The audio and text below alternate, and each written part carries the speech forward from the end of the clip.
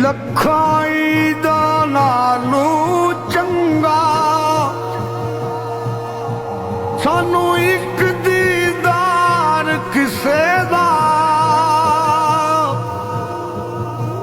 ਉਹਨੂੰ ਸਾਡੀ ਕਦਰ ਕੀ ਹੋਵੇ